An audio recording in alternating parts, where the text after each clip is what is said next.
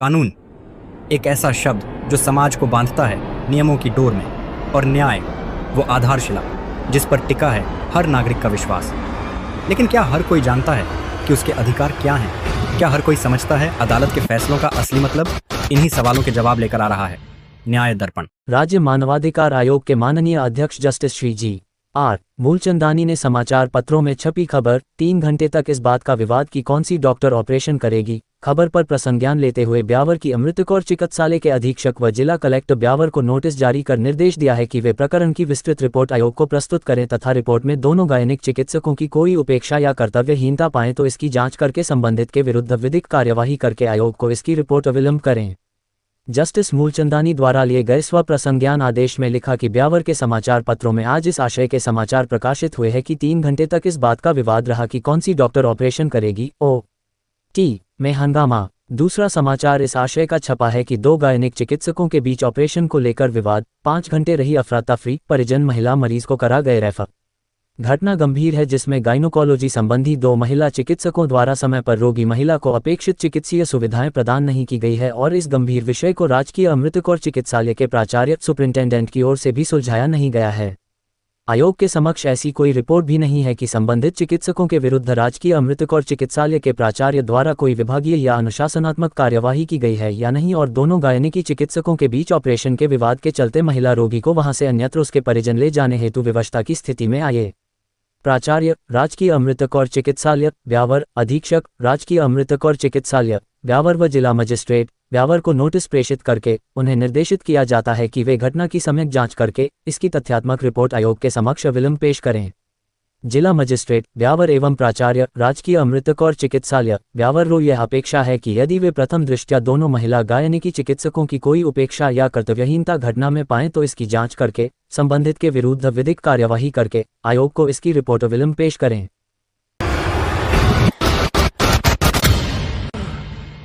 बृहस्पतिवार 22 मई को राजस्थान पत्रिका एवं दैनिक भास्कर अखबार में 9 वर्ष की बालिका के साथ हुई घटना की खबर के आधार पर जिला विधिक सेवा प्राधिकरण ने प्रसंज्ञान लेते हुए पुलिस थाना गोकुलपुरम में दर्ज एफआईआर के संबंध में जानकारी हासिल कर प्राधिकरण की सचिव एडीजे शालिनी गोयल ने उसी दिन 9 वर्ष की पीड़िता बालिका व उसके माता पिता से अस्पताल में जाकर संपर्क करते हुए अस्पताल अधीक्षक से जानकारी ली व चिकित्सा सुविधा दिए जाने के निर्देश दिए। इसके साथ ही सचिव गोयल ने पीड़ित परिवार को मिलने वाली विधिक सहायता की जानकारी देते हुए पीड़ित प्रतिक योजना का आवेदन प्राप्त कर उसी दिन पोक्सो न्यायाधीश विक्रम चौधरी के पास भेजा, जिन्होंने मामले की गंभीरता व पीड़िता की आयु को देखते हुए पीड़िता के अंतरिम प्रति का आवेदन पर अपनी टिप्पणी करते हुए राशि स्वीकृत करने की अनुशंसा की, जिस पर विधिक सेवा प्राधिकरण के अध्यक्ष जिला न्यायाधीश माननीय श्री राजेंद्र कुमार ने तुरंत ही 1,75,000 रुपये की राशि स्वीकृत कर सचिव गोयल को निर्देशित किया कि उक्त राशि पीड़ित परिवार को अविलंब पहुंचाई जावे, जिस पर सचिव गोयल ने पीड़ित परिवार को 1,75,000 रुपये राशि का चेक सौंपकर अपनी जिम्मेदारी का निर्वहन किया। निश्चित तौर पर यह कदम मानवता व कानून का मिश्रित रूप था जिसकी सर्वत्र सराहना होते देखी गई।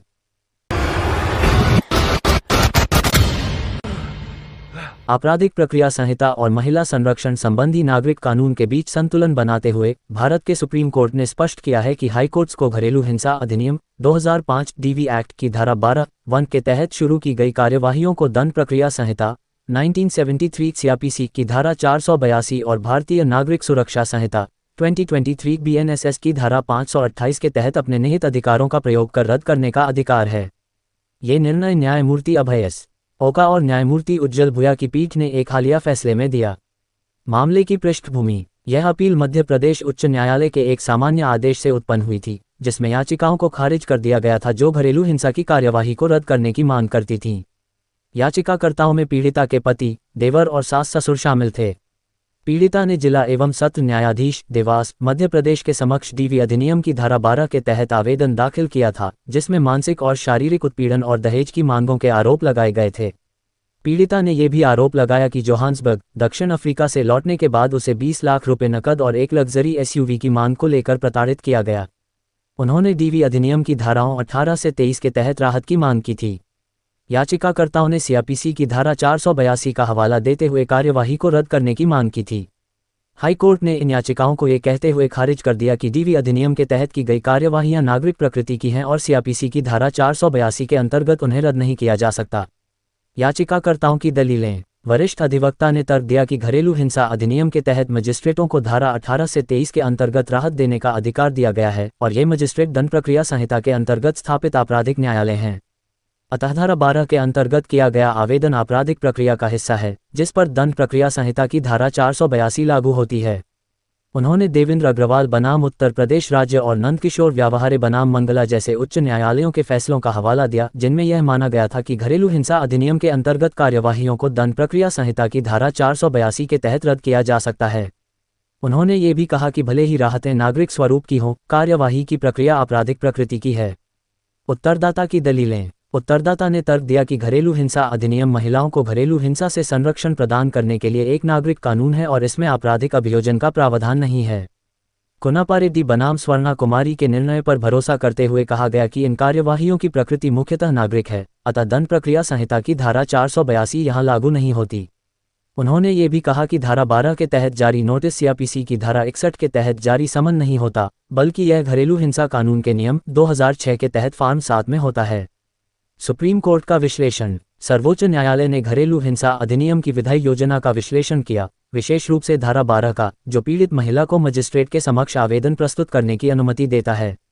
न्यायालय ने माना कि हालांकि ये कार्यवाहियां दंड प्रक्रिया संहिता के अनुसार संचालित होती हैं, धारा 28 के तहत, परंतु ये सीआरपीसी की धारा 200 के तहत शिकायतों से भिन्न हैं।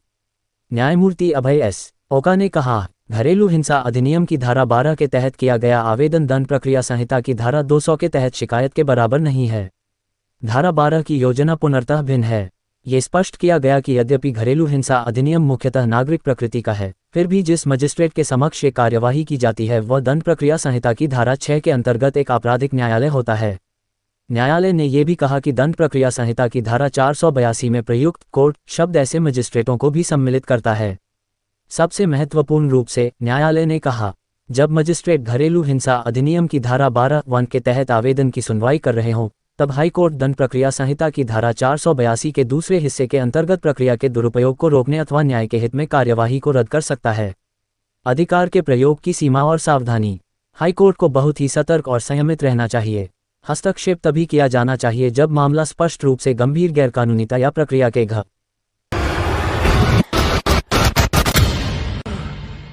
राजकीय उच्च माध्यमिक विद्यालय भिनाई का सत्र 2024-25 का कक्षा 12 का परीक्षा परिणाम सभी संकायों का उत्कृष्ट रहा। विद्यालय में संचालित विज्ञान वर्ग, कृषि वर्ग एवं वाणिज्य वर्ग का परीक्षा परिणाम 100% रहा, तो वही कला वर्ग का परिणाम 96.72% रहा।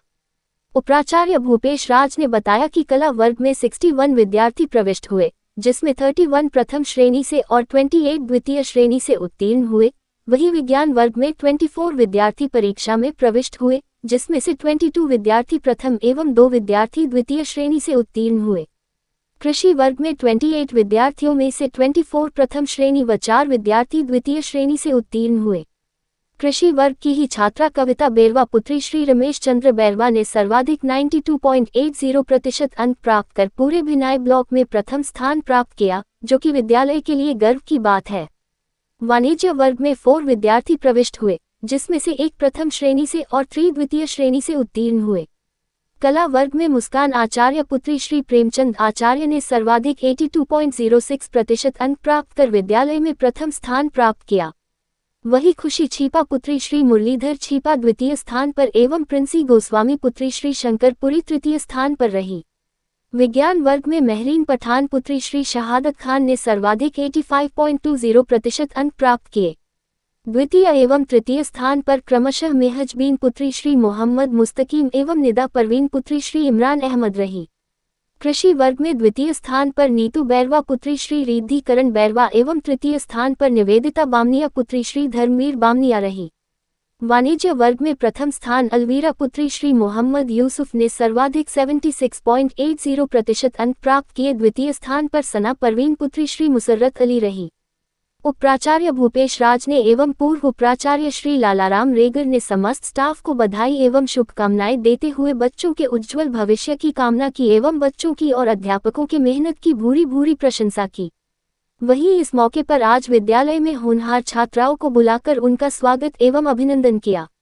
इस मौके पर व्याख्याता ओमव्रत गोहिल, व्याख्याता चंद्रावती तेजवानी, व्याख्याता रामदयाल रेगर, व्याख्याता वरिष्ठ अध्यापक पारसमल वैष्णव, विद्यालय सहायक सज्जन सिंह गौड़ सहित अभिभावकगण मौजूद रहे।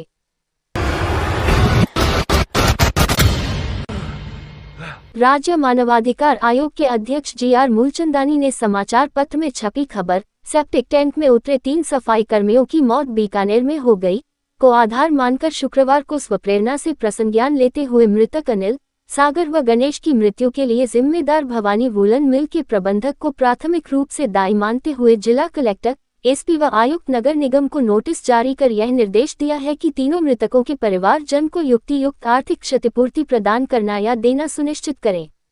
जस्टिस मूलचंदानी द्वारा जारी आदेश में उन्होंने लिखा है कि मानवीय जीवन ईश्वर द्वारा प्रदत्त अमूल्य निधि है और एक नागरिक अपने व अपने परिवार का जीवन यापन करके अपना सामाजिक व पारिवारिक दायित्व निभाता है। यदि एक श्रमिक अपनी दिहाड़ी कमाने के लिए किसी नियोक्ता के पास दैनिक कार्य हेतु श्रमिक के रूप में जाता है तो उसको व उसके परिवार को यह अपेक्षा रहती है कि वह शाम को अपने घर दिहाड़ी कमाकर अपने पारिवारिक दायित्वों को निभाएगा और यदि एक दैनिक वेतनभोगी श्रमिक कार्यस्थल पर किसी अवांछित या जोखिम भरा कार्य करते हुए किसी दुर्घटना में शिकार होकर अपनी जान गंवा देता है तो वह अपने पीछे संपूर्ण परिवार को असहाय व विवश स्थिति में छोड़कर चला जाता है।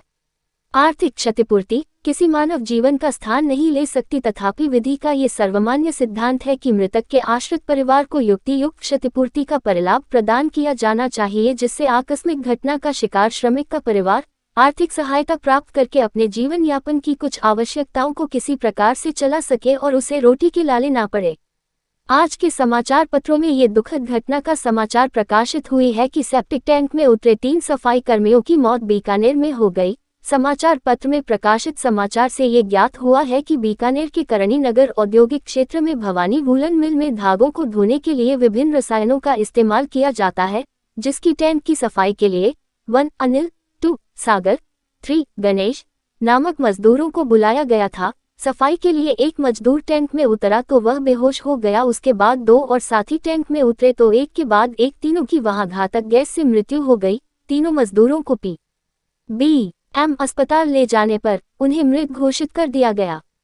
सेप्टिक टैंक में सफाई कर्मी की मौत का जिम्मा किसका नामक समाचार भी श्री टीकाराम जूली की ओर से समाचार पत्र के माध्यम से उठाया गया है। इस हेतु मैनुअल स्कवेंजिंग का प्रतिषेध और पुनर्वास अधिनियम 2013 का पालन सफाई हेतु नहीं किया गया भी आरोपित है। विषय गंभीर है, जिसमें 3 मजदूरों 1 अनिल, 2 सागर, 3 गणेश द्वारा अपना जीवन खो दिया गया है। प्रकरण का स्वप्रसंज्ञान लेते हुए 1 जिला कलेक्टर बीकानेर, 2 जिला पुलिस अधीक्षक बीकानेर एवं 3 आयुक्त प्रशासक सचिव नगर निगम नगर पालिका बीकानेर, 4 प्रबंधक भवानी वूलन मिल बीकानेर को नोटिस जारी करके उनसे यह अपेक्षा की जाती है कि वे प्राथमिक रूप से दायी भवानी वूलन मिल के द्वारा 3 मृतक श्रमिकों के परिवारजनों को युक्तियुक्त आर्थिक क्षतिपूर्ति प्रदान करना देना सुनिश्चित करें। जिला कलेक्टर बीकानेर इस संबंध में समुचित कार्यवाही करके मृतक श्रमिकों के परिवारजनों को अपेक्षित क्षतिपूर्ति राशि एवं शासकीय स्तर पर उपलब्ध देय क्षतिपूर्ति राशि प्रदान करना सुनिश्चित करके इसकी अनुपालना रिपोर्ट आयोग के समक्ष एक पाक्षिक में प्रस्तुत करें।